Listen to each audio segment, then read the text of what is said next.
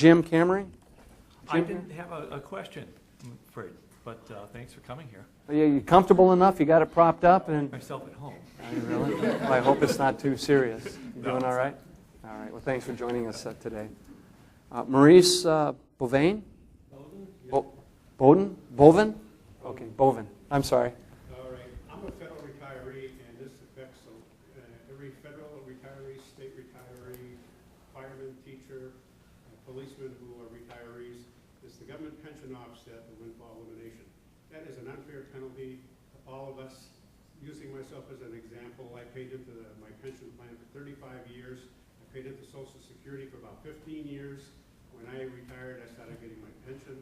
Then when I turned 62, I went down to the Social Security office, and that statement that they sent me every year said, well, your Social Security, based on your earnings, would be about $400 a month. So I applied.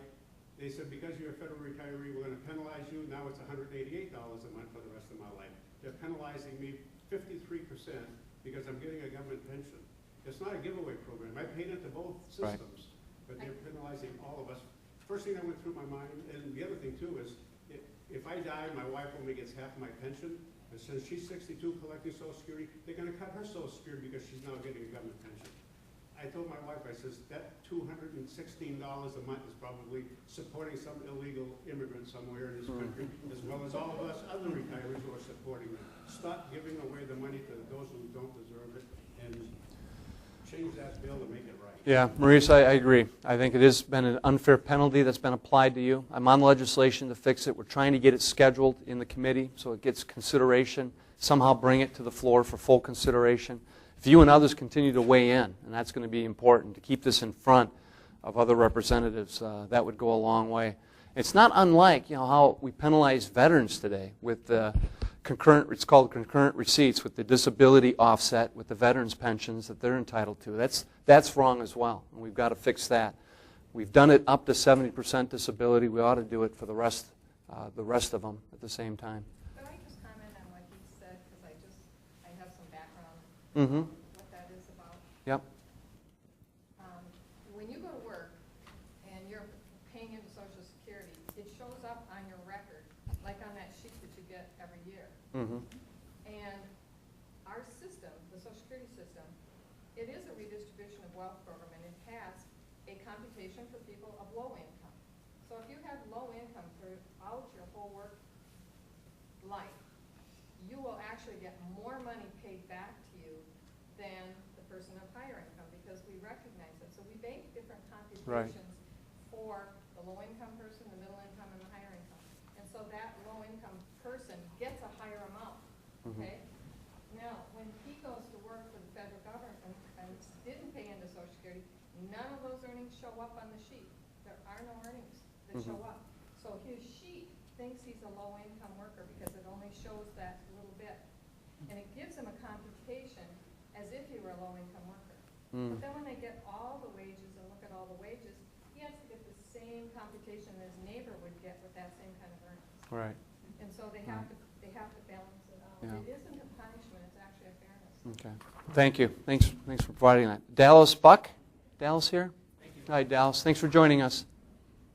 I was just wondering why Fannie Mae and Fannie Max weren't included in the financial report. Yeah, great question. Dallas was wondering why Fannie and Freddie weren't included in Wall Street reform, financial reform that we were working on. You're right. They've got to be addressed. We've got to reform them as well, because right now the implicit guarantee that backs them up, I think, is creating a moral hazard. But just remember this, though. Fannie and Freddie didn't make one mortgage loan. They're the secondary mortgage market, so they buy mortgages that have already been made. So this idea that they're the ones who are handing out all these mortgages to a bunch of people, that's not their function. They don't issue one mortgage. They purchase mortgages from entities that have already made mortgage loans, and then they assume it.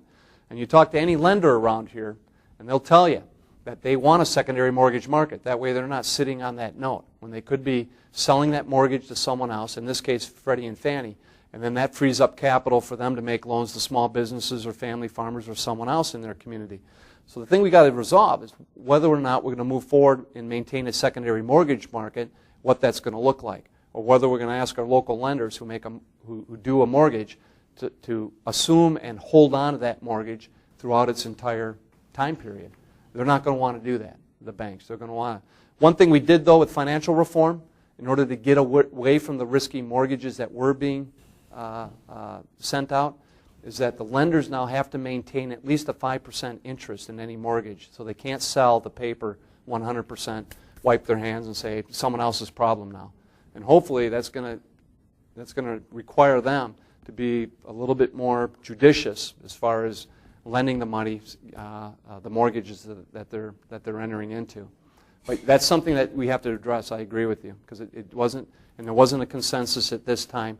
But there seems to be interest in taking this up either later in the year or early next year, reforming Freddie and Fannie. So, yeah, thank you. Just to follow up on that, are you indicating then that Fannie Mae and Freddie Mac had no idea what they were buying when these mortgage lenders made these ridiculous loans? Well, I have. That's what you said. No. I'm not saying what Freddie and Fannie knew at the time. I'm saying they're not the ones that issued the mortgages. They were just buying them from lenders that already made the loans. Do their due diligence.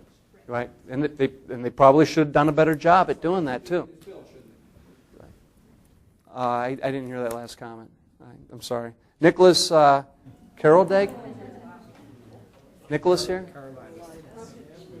The previous speaker referred to the problem with sustainability, and my question is related to that. But my concern is about water, Yeah. and you responded in terms of gasoline. And water is much more in the long run important, and that's much more significant. President Bush managed to derail the Clean Air Act. What is its status now? What can be done? What actions are being taken? Yeah. Nicholas's concern as far as natural resources is water supply, sustainability of quality water supply, which is crucial for every community in order to grow, and quality of life. And that's no less true up here. I mean, we're blessed with the water-rich resources that we have, but we cannot take them for granted. And we're starting to see more phosphorus studies coming out as far as sediment and nutrient flows going into the river basin and into the rivers and streams.